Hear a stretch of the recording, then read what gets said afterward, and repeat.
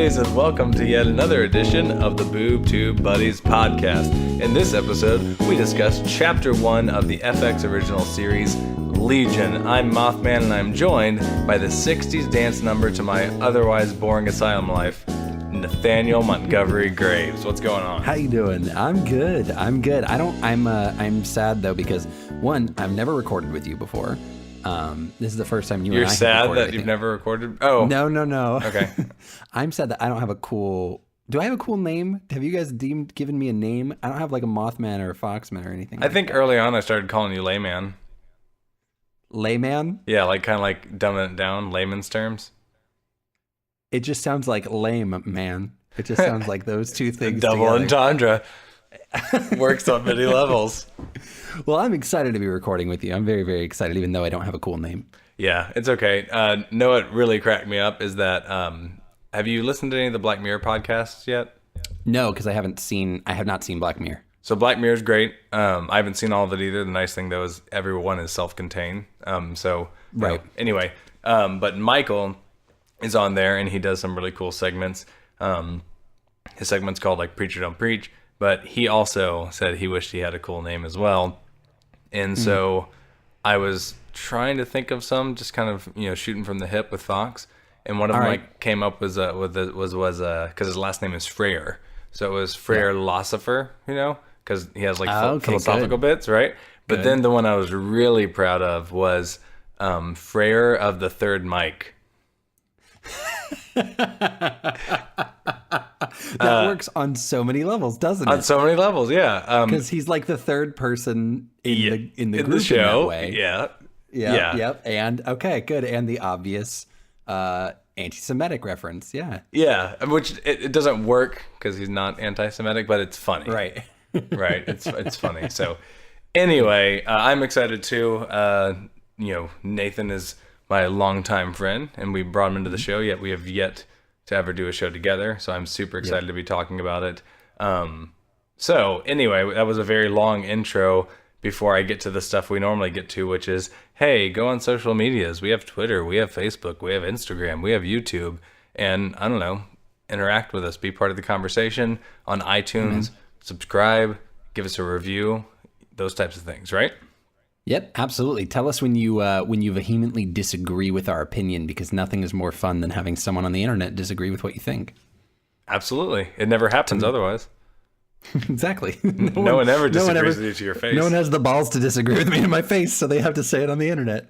Yeah, which, anyway, one of the nice little wonders of the internet. So, before we get into too much fancy stuff, because we could talk all day, we have so much pin-up topics and podcastery, but let's do our first thing, which is summon it up in a tweet. Oh yeah, we're summon it up, so summon it up, summon it up, oh yeah, we're summon it up, oh yeah, we're summon it up, so summon it up, summon it up and up. Tweet. Crazy shots of a not crazy man, punished for being crazy and investigated for being not crazy. So crazy. That was a really good one. I'm proud of you. Yeah, thank you. Thank you very much. I and Foxwood and I both just aren't very good at tweeting, and every now and then we'll get something out that's kind of clever, but half the time it's really just like that was kind of a factual summary of the show. Not enough detail to really get anything worthwhile across. Right. So anyway, mine, it's really riveting. 60s style. Modern day government overreach, an examination of mental health and superpowers. What could possibly go wrong? Hashtag Legion of FX. Oh, I should hashtag mine. I didn't hashtag anything. I will say most of the time, because I'm not able to pull off a witty tweet, the hashtags themselves will be the joke, but not this time. I just had way too much to say. Way too much to say. That was good. I'm going to change the last line of mine to hashtag crazy. That'll sort of tweetify it. Okay, that works. Yeah. And what would have been really good is if Twitter existed and this tweet existed around the time that Gnarls Barkley song came out. That would have, yes, you're right, because it would be very popular, because it would fall under the radar of all the people looking into Gnarls Barkley tweets. Mine would sort of make its way in there. Yeah. I feel like that could almost be its own segment. Just Where did Gnarls Barkley go? no, just lost opportunities. Had things just been completely different in history, right? could be its own Okay. podcast. Anyway, that was Sum It Up in a Tweet. Okay, well, we're going to get on to some real content. So, neither of our tweets really touched upon if we actually liked the show. So, let's start with what had you interested in the show, first off. So, what In had the you... first place? Yeah, why did you even want to watch the show? The initial answer is Noah Hawley. Like as a super fan of Fargo, the TV show, and how he was able to like capture the tone of that so well. And I didn't originally attribute that to him. I just watched Fargo and I went, because I'm a super fan of the Coen Brothers film, and I watched Fargo and I went, whoever did this is brilliant. Like whoever managed to actually take the tone of that movie and make it so well into a TV show that it also stands alone is brilliant. And then the name associated with that became Noah Hawley. And so that made a lot of sense to me. When I saw the trailer for Legion, I went, oh, that's similarly, not styled, but similarly different in that way. And so that's what attracted me to it. I'll say out the gate, and we'll talk about this probably a couple times throughout this episode, I'm not super familiar with X-Men as a franchise. Oh my God, what's wrong with you? I know.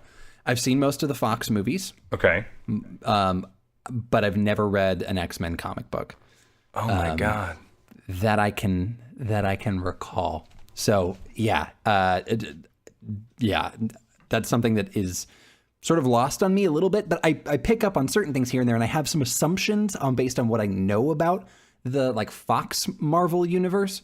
I have some assumptions of the show that I want to run by you later, but we'll get there. Okay, we will get there. Oddly enough, I just have these really sparse notes to keep the dialogue going, make sure there's not the awkward, like, what do you want to talk about?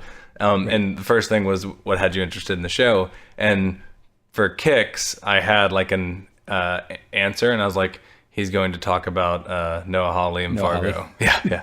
So that's kind of my reasoning too, right? I was interested, one, because it's a show based on a Marvel property, and I love Marvel comics. I've been a big comic fan my whole life, but Marvel specifically, the fact that it was going to be part of the Fox kind of universe had me less interested than it would be if it was part of like the Netflix like Marvel universe, just because I love everything that's been built up. But at the same time, MCU. Yeah, it's also nice that they don't have to be chained to any of that. And I also thought it was interesting that, they're doing a movie like Logan that I'm incredibly excited about.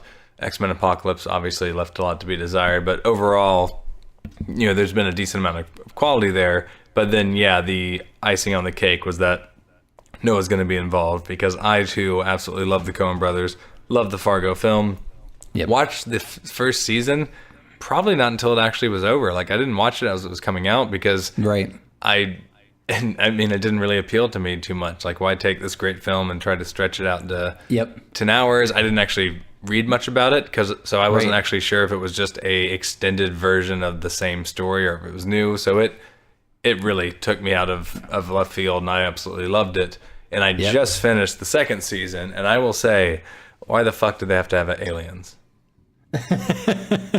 It was the outlier of the whole season, wasn't it? Like, the whole season 2 of Fargo was so good on its own. Like, it didn't need that extraneous sort of element. Yeah, and to our obsessive listeners that listen to every show, or maybe just happen to listen to 2 shows and it's this one and another, so I shouldn't say obsessive. But I talked about this with Foxman the other day too, and he said he actually read up that the time period the show is set in is why there's a lot of like the paranoia, a lot of like news stories about UFOs and abductions. This was that was like a big thing then. I guess during this period is when that initially really started to take off in America, like as part of the media and actually getting cable, or not cable, but television play. And he was trying to capture that, which at least made sense, and it's to some degree. But I thought if that was the attempt, it kind of failed, especially because the season ends. Spoiler alert. I mean, I'm kind of spoiling something, but long story short, the explanation Ted Danson gives about the aliens is not one about aliens, and doesn't really, eventually give in and like have a character really talking about it, which was a letdown. So like Yeah. Half of me wants season 3 to be about aliens in a small to town. give some closure to that. Well, just to have it building towards something. Yeah. But the other part of me is like, maybe I don't want them to try that because that could just, ruin the series. Maybe. That's true. I mean, we're going to have season 3 of that coming out pretty soon, so we're going to be able to sort of explore that a little bit deeper. But I've loved both of those. I think the last thing I would say about also my interest in Legion and where it spurred from, with Fargo being sort of a piece of it, is I think in the past few years, I've just had an inkling of interest in most things that FX puts out. Like if they produce something, I generally go, okay, I'm at least going to read up on it. Right. Yeah. And it may be a thing where if I don't have any sort of inherent interest, I wait for a few episodes and then I go, okay, is it supposed to be good? Right. Like, what are people saying at this point? Mm-hmm. But I almost always at least give it that glance. Yeah. I used to be that way about FX and Comedy Central. And the only reason I really don't anymore is strictly time. And then like once a season goes by, I hear really good things. I check it out. But like, I really want to watch, whatever that baskets. Yep. Yes. Looks ridiculous. And then the one with the kind of scrawny dude that's in like Superbad in those movies, like Man Seeking a Girl or whatever, Man Seeking Woman. Yeah. The trailers I've seen for that look weird and over the top and just kind of funny. Yeah. Yeah. So I will agree. Most of their content seems to, I don't know, be kind of striking in some way, and they have a pretty good record at this point. Yeah, exactly. And that's what it is for me. Like, even as far back as like watching Sons of Anarchy, which was not something I thought I would like. And then when I got into it, I loved it. Yeah. Oh, yeah. And so that sort of put faith in the brand for me, where I'm like, okay, you can take something that I didn't think would be very good and turn it into something great. Do you watch The Strain at all? No, I never saw it. Yeah, that's a FX sci-fi one with vampires based on novels by Guillermo del Toro. Yep. And I mean, it's not the best show in the world, but it mostly succeeds, and it's definitely a lot of fun. So that's one pure example of I did my research like kind of after a few episodes, and I was like, oh, it's not being loved, so I'll skip it. Yeah, I mean, I think that was one of their first forays though into something that has heavy special effects, and then this one looks like it's going to as well. Oh, yes, it is. Yes. So, first episode, what were your initial feelings? Like very subjectively, I loved it. I thought it was very cool, and I mean, we could talk about each element as to why that is. But as a superhero show like this, I don't think I've ever seen a superhero story presented quite this way, with sort of the aesthetic decisions that are made to showcase this guy as essentially just super insane. And so I loved it from start to finish. I thought it was super cool. Yeah, I thought there were a lot of interesting things going on. One, like Noah really was interested in trying to convey what it was like to have mental illness as much as you possibly can. Yep. And the actor, I think Haller is his name, that plays the main character, or maybe that's the main character's name. That's the main character's last name. Okay. Anyway, he, the actor, Noah Hawley got him Howley got him a playlist of 160 songs that ranged from like 60s music, like Pink Floyd and these other things, to just like field recordings, people screaming, just all kinds of really dramatic changes that he had the actor just like listening to, trying to get himself in the mindset. So one thing I really appreciated was just trying to convey mental illness, superhero story aside. Oh, absolutely. And sort of the turmoil that this guy is going through. And they do it in the only real way to do it and to convey mental illness to somebody who doesn't have a mental illness is visually. So like through a lot of the sort of artistic decisions that are made, there's this sort of scene where they both sort of fall to the ground, but as they're sitting up, the shots we're seeing are upside down, just completely upside down. I love that moment. Yeah, right before, there's another scene earlier where they did almost felt like a Nolan move, because he goes from like 78 to like IMAX, but right, that's the black border. Mm-hmm. Exactly. Which that speaks to another thing. So this character, and in this sort of speaks to my lack of knowledge of the X-Men universe. I only know about this character what I know from watching this episode and like a very brief look at his Wikipedia, like a Wikipedia page for the character, right? Yeah. But in short, he's got multiple personality disorders, right? Yes, like essentially. I mean, that would be the closest approximation because he doesn't actually have schizophrenia. He's not mentally ill. Right. He just has like this telekinetic ability. So he has all these abilities that are mental, but he can't quite control it. And that's really the consistent piece in all of his, various origins. In the comic, he is. Do you remember the band Static X? No. There's the guitarist is named Wayne Static. I think he died of an overdose. The band I don't remember being good, but he had the lead singer had a very characteristic haircut, and his hair just went straight up. And if you look at this character Legion from the X-Men in the comics, he has hair almost as tall as Marge, but it's like crop top, and it's just silly looking.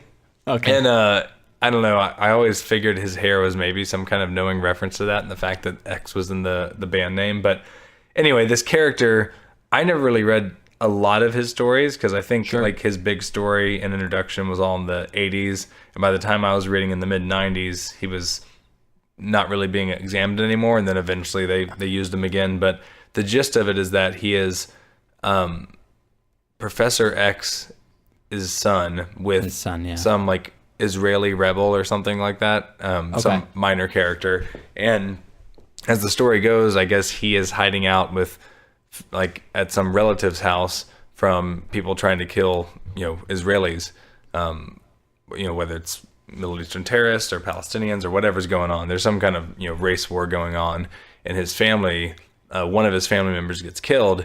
He freaks out, kind of unknowingly triggers his powers. That's what happened with Jean Grey. She burns her parents' house down, stuff like that. There's these things where they kind of hit puberty and it just happens, and he basically kills all the terrorists, but as they die he gets their minds.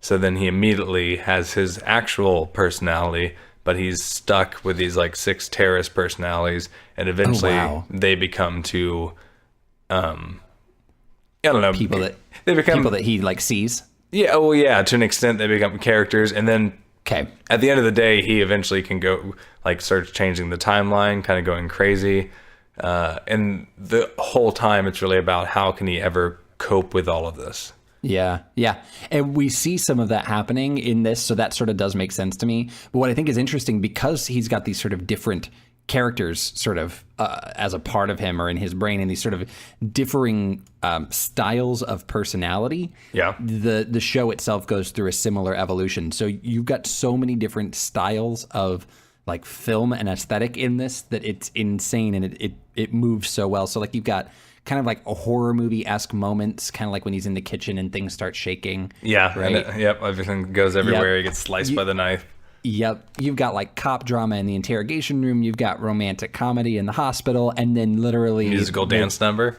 The musical dance number. Yep. And then when the aspect ratio changes close to the end, I went, okay, we're really going all in on this. Like it's constantly changing style and mood. And now we're in like a spy thriller type looking, aesthetic where everything is sort of like much bluer as opposed to the traditional like warm colors that the show has. So yeah, I love how it switches. Yeah, it's blue, wide aspect ratio. He's immediately being followed by people that he doesn't recognize. Like it became, the Bourne Identity or whatever. Yeah, exactly. And I thought, I'm like, okay, what a perfect way to like encapsulate how he keeps becoming sort of changing, what's going on around him. Yeah. So there's a lot of, I mean, overall it felt, like those moments have stylistic differences, but overall it had a very 60s feel because it's just trying to be realistic to the time. And I think I really like that about it too, because it's just, it's kind of like when Unfortunate Events had that look. It's really a 60s look, but a lot of times almost characterized as Wes Anderson because he made that such a part of his aesthetic. But I don't know. I also just think of watching One Flew Over the Cuckoo's Nest where they're not dressed like that. And this just seems like such a cooler mental institution. It seems like a hip place to be. Yeah. I mean, all things considered, they have those dance numbers.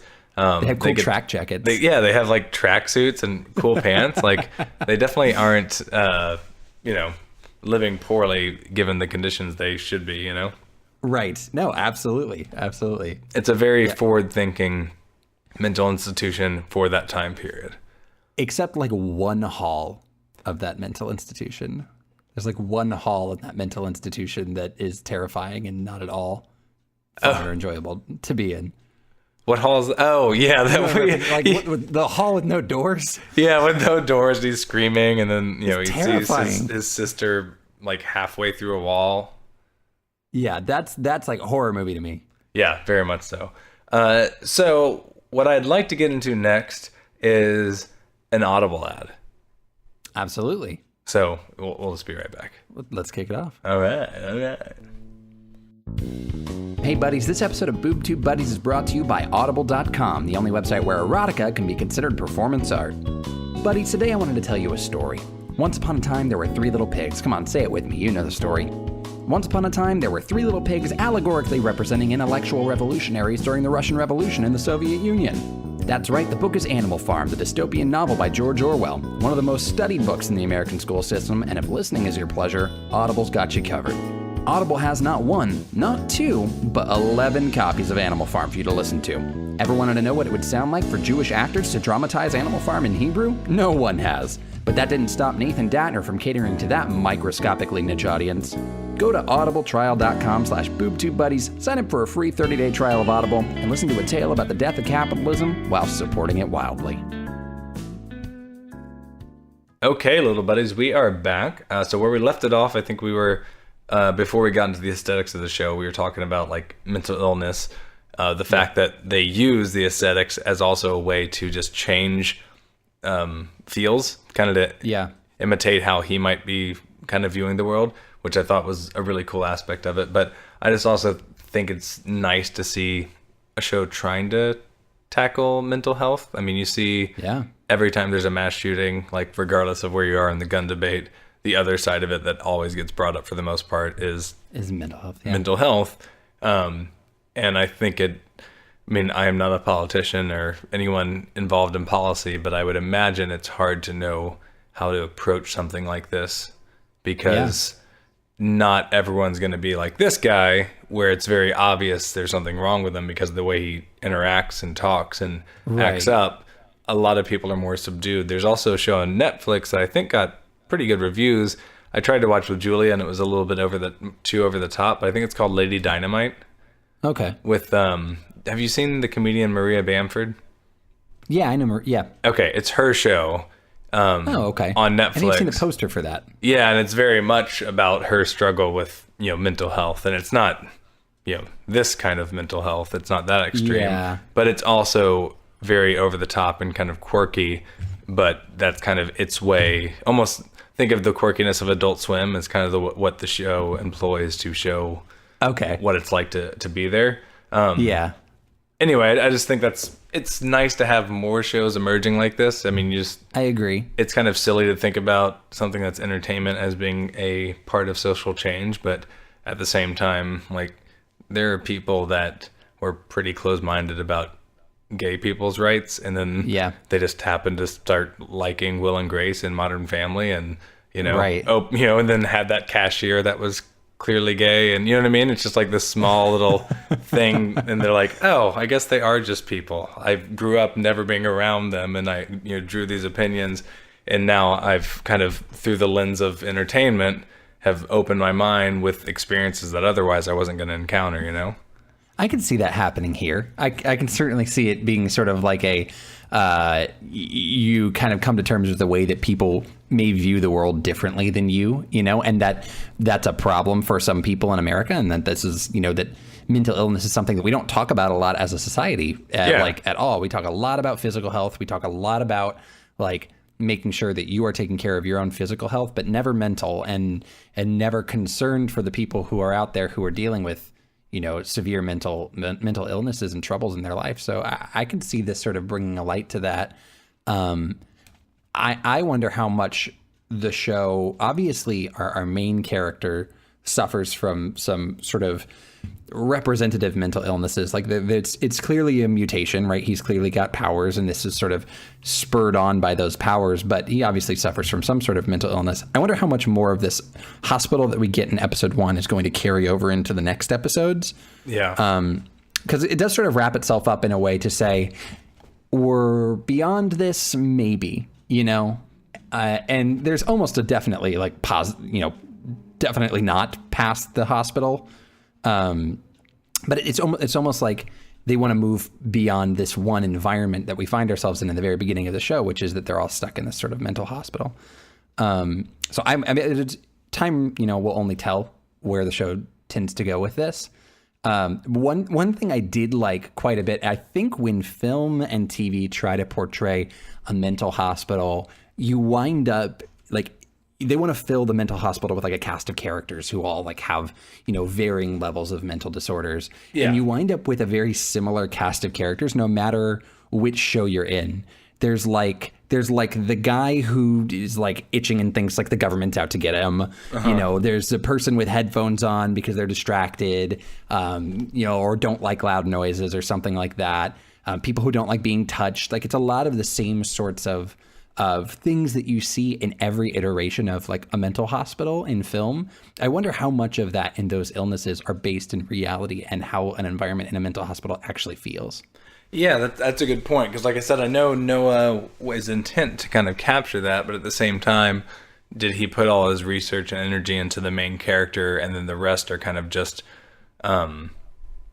stereotypes from cinema, Sure. Right. It's hard to say. One thing I know that's kind of interesting, well, first off, if they do leave the mental institution, say, early on, and it's not taking place there, still just this character and kind of the nature of his mutation, it's just this great allegory for it. And I also, and I don't know that this was necessarily intentional, but it is kind of part of the X-Men tradition, because the X-Men comics came out in the 60s, and very much were an allegory for civil rights. Yep. I mean, the mutants were basically treated the same way, a lot of black people were treated by racists back then.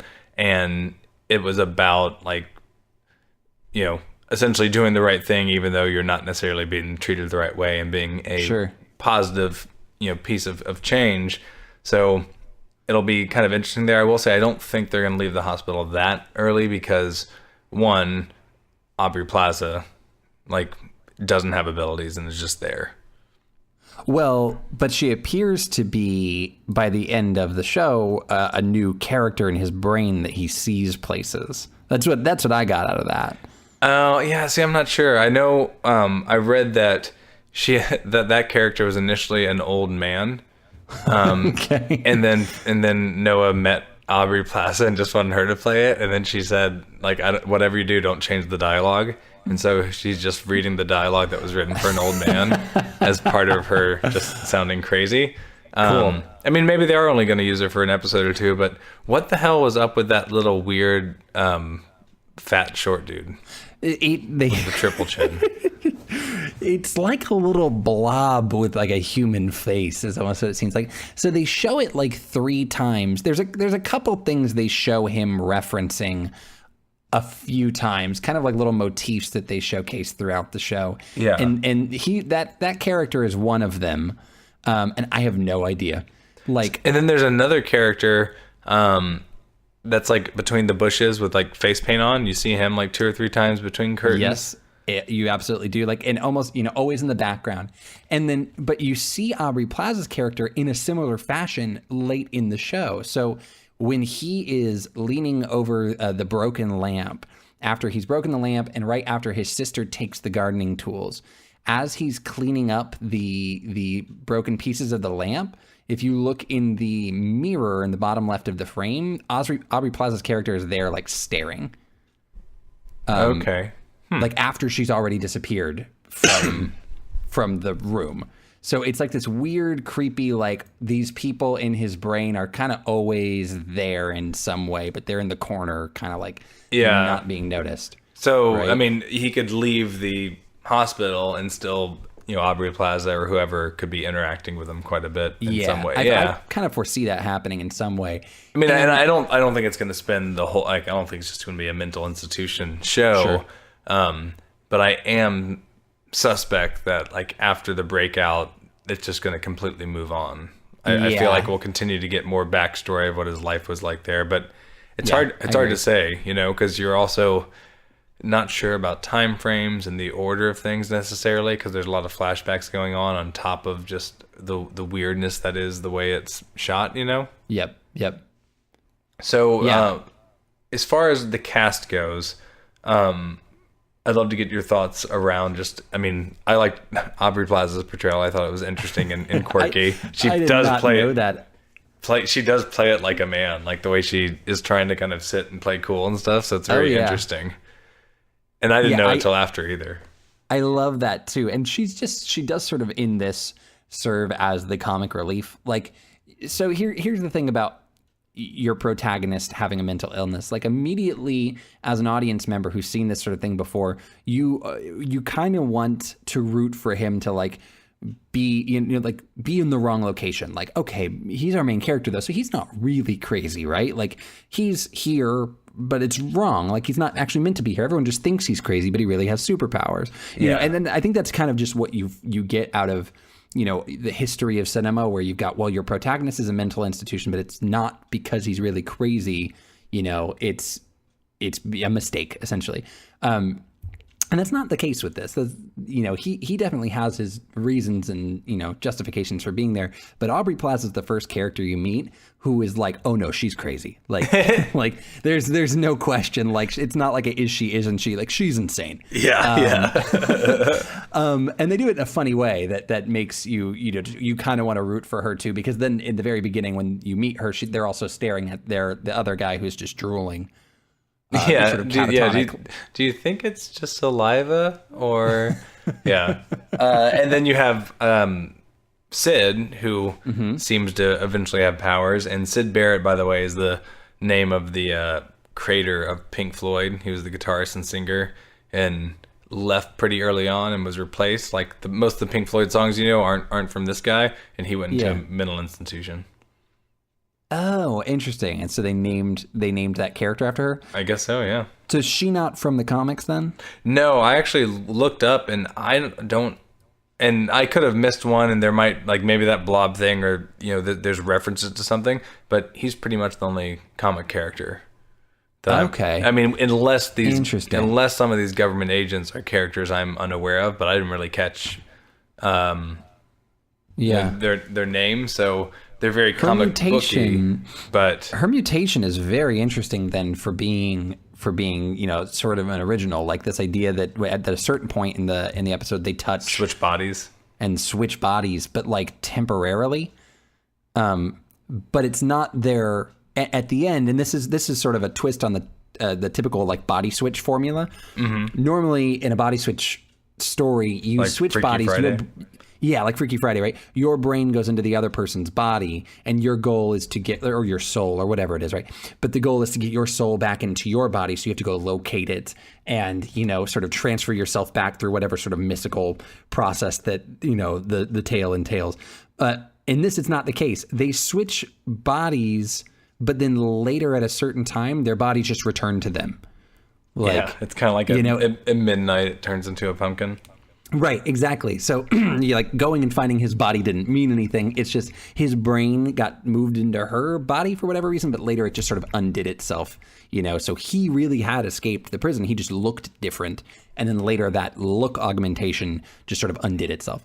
And I thought that was an interesting twist on the body switcher type mentality, but I didn't know that was a mutant power. So I guess if that's something the show made up, that makes a lot of sense. Yeah. I mean, unless there's just some other, you know, character in the universe that has it and they change the name. I mean, I couldn't find anything to that, you know, so yeah. I don't think so. But they have, like, you know, what's her name? Whiplash is a female villain that was made into, like, Iron Man 2. Rourke. Mickey Rourke was, you know, it's a big hulking Russian villain named Whiplash when it's based on like this woman with a ponytail, and then they took the name of this other villain, Crimson Dynamo, who's like a big mech robot. Yeah. So it's like they mushed two characters together to make one they thought would fit a little bit better for, you know, whatever reason. So they might be taking from other. I mean, I will say, as a longtime X-Men reader, it seems like almost every power has happened at some point or another. You know what I mean? So yeah, it's a good point. Yeah, you run out of certain things.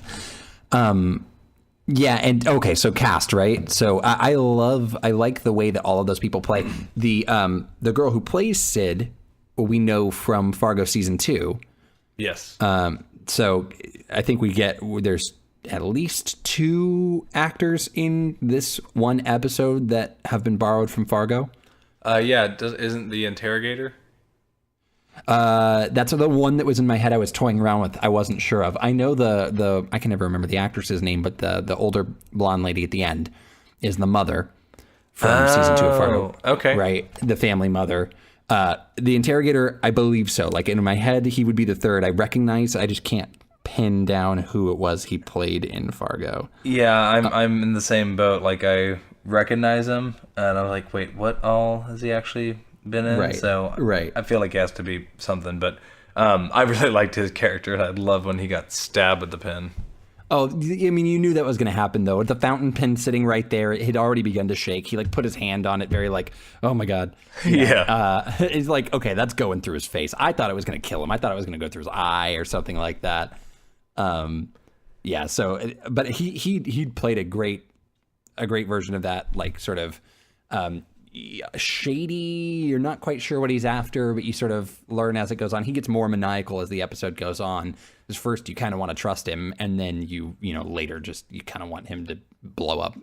Yeah, but at the same time, I also like how he's the middleman, right? Like, meanwhile, there's this dude in a white suit on walkie who says, we want him dead, and he's just like, look, well, let's just get a little more info out of him. So, yeah, like. You're also not sure who's pulling what strings, whose priorities are actually there. It's very clear that he wants for scientific reasons. Sure. But I'm actually, that's one of the more interesting things for me as well, outside of the superhero stuff and the powers and how he'll consolidate his power and maybe become, just able to function. The other piece that's interesting to me is the government piece. And is it going to be one of these like Marvel Universe, like Roxxon Corporation, or is it going to have some kind of tie to like Weapon X? I think that would be cool because that's where Deadpool and Wolverine come out of. Oh, okay, yeah, and that's another thing that I don't know because like my knowledge of the X-Men universe is based largely on the movies, right? So I know that in the original movie there is sort of this governmental like very civil rights-esque sort of ban on mutants, and so it's always the government versus mutants. So that made a lot of sense to me that they would be like, okay, already we've got the sort of the government trying to regulate this or quelch it where they can, sniff out the special people and sort of stop them in their tracks. But I don't know a lot about this, like other organizations and things that exist to try to, stop mutants or use their power for other means. Sure. Yeah. The first movie, I think the plot was that they wouldn't let immigrants come in from like 7 mutant majority countries. Ba-doom. Sorry that took so long. I went through about 3 thoughts there. I went, oh, that's interesting. I don't remember that as being part of the plot. And then I went, well, wait, what was the plot? And then I went, I think this is a joke. And then I got to compare it to like current events, and okay, I got your joke. Yeah, that's what our audience goes through all the time. Intense mental acrobatics just to understand us. That's how highbrow we are. Yeah, that's good. This is intelligent. We're getting deep. Yeah, we are. So, anything else you want to discuss? Cast. Yes, really quickly. Katie Aselton is the sister, which I loved. From the League. From the League, you got it. She's Mark Duplass's wife. So from the Puffy Chair and all of like the Duplass brothers films and from the League. So it's another name and like group of actors, like troupe of actors that when I see them in something, I sort of gain trust in that property like immediately.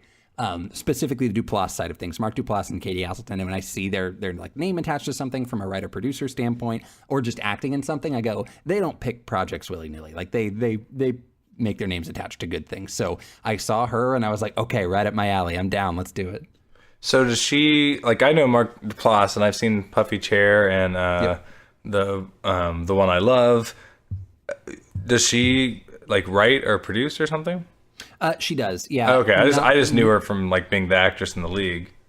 Yeah. She writes less than him. I think that like there's been, so I never saw the movie, but she wrote a movie.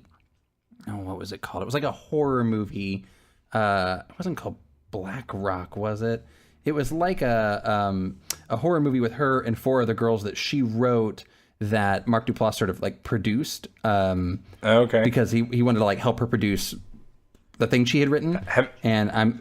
Oh yeah. Have you? Oh, it is called Black Rock. I didn't It was see Black that Rock. one. Hey, we found it at the same time. I'm looking for it, and speaking of horror movies, did you? She acted in this. Did you see The Gift? I did see The Gift. Oh God, so good. I loved The Gift. So good. I know. I thought that was really, really good. And another one that's very up that alley because they've produced like sort of strange horror movies. I got that backwards, by the way. She directed it. He wrote it. Black Rock, I mean, which I never saw, but was something I was really interested in. And then she's been in like Togetherness and stuff with Mark Duplass and stuff like that. So they act a lot together, but I know that she's got a lot of sort of producer credits on most of those things. You were going to tell me another horror movie that wasn't The Gift that was also really good. I don't remember it off the top of my head, and I'm trying to browse through IMDb. If I remember it, I will bring it up. Just go to chapter 6 in your mental catalog you compiled earlier. Nathan was just bragging off air about his encyclopedic memory and brain. I don't take notes. I continue to stump him on there. You'll find all sorts of things I claim to know but don't know. Yeah, that's the commitment from the Boob Tube Buddies. All right. Well, if that's about it, can we put a bow on this bitch? Yeah, I think so. Okay. Well, if you like what you heard, hop on iTunes, give us a review. If you have other questions, comments, I think this is going to be a show kind of like Westworld that's ripe for like fan theories and like, this is what I think this character's doing. This is what I think's really happening. Oh, before we close out, because now that you mentioned that, I did have I had a question. I think I had 2 questions. One, as I was watching it, I'm sorry. If you can think of both, that'll be great. I can. I actually shut up. Okay. One, I wasn't sure if Sid was real through the whole thing. I thought maybe that she had been, and they continue to claim that like for whatever reason they don't have her in the records of the hospital. So I don't know why that is, right? Because she was really there, right? Maybe her name's not Sid, and she just gave him a fake name.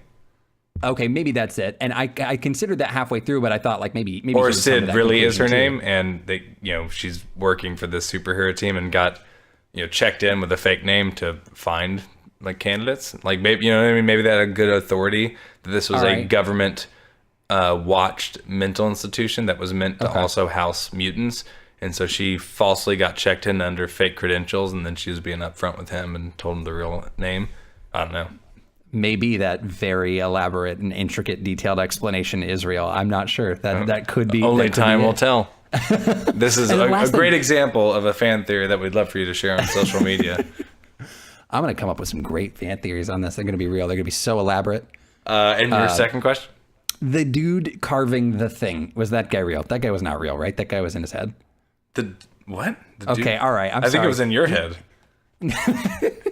The old guy who's always in the corner when they're in the interrogation room and who he consistently sees like with a knife. I'm pretty sure you're seeing things. No, I didn't make this guy up.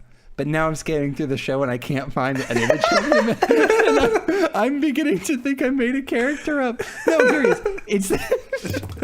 I was terrified for a second that I was insane. It's the guy with the curly hair. Oh, the guy with the curly hair, like in the green suit? That's what it took? Well, yeah, he's not carving things. He is. Is he? I thought he just is always holding a needle that he flicks and then sticks the guy with.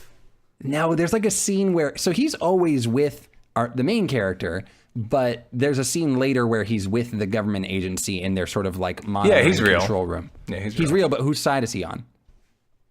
I think he's on the government side because he's always with the interrogation dude.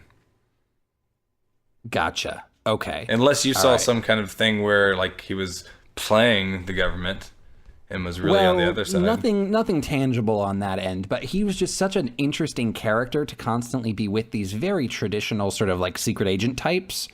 That's the character in that whole group that stands out and makes me go, okay, that guy's going to be in more of it, right? Like we have to find out more of who that guy is and what he was doing there, and if he's like a double agent of some sort. Yeah, anyway, he reminds me of, if you go Google the Toad from Marvel, and then you also Google, so like type in Marvel the Toad. Okay. Everyone do this at home if you're listening, unless you're driving. See Okay. Marvel's the Toad, and then type in I see him. Marvel Arcade, because Arcade is a villain, and then go to images, and he kind of reminds me of a mix between those two characters. Okay, I just saw the Toad, so I get that.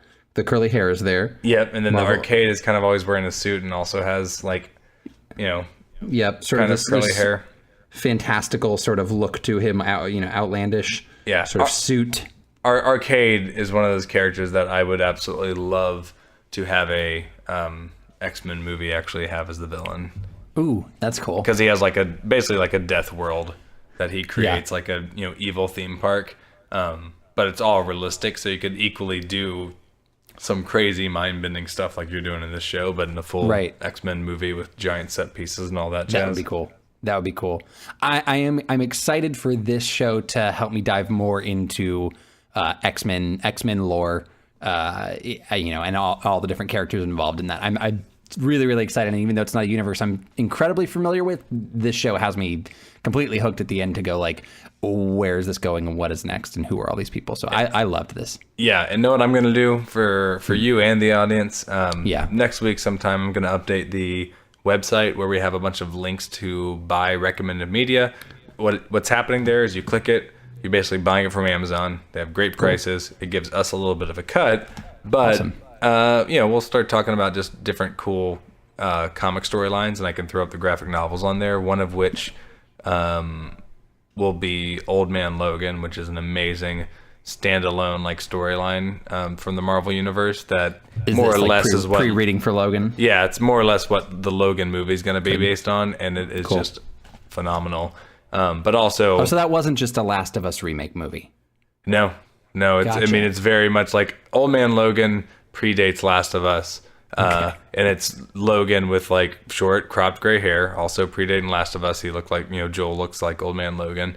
And it's in the USA, but the USA, like, it's kind of like if the Nazis had won, but if the supervillains had won. So there's a big portion of the US that's owned by Doom, by the Red Skull, by Hulk.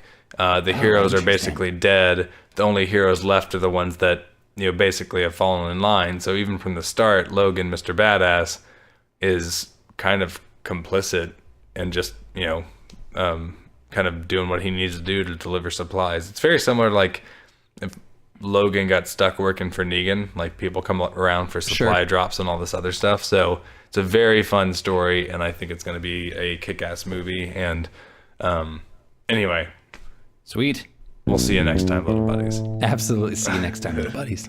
All right.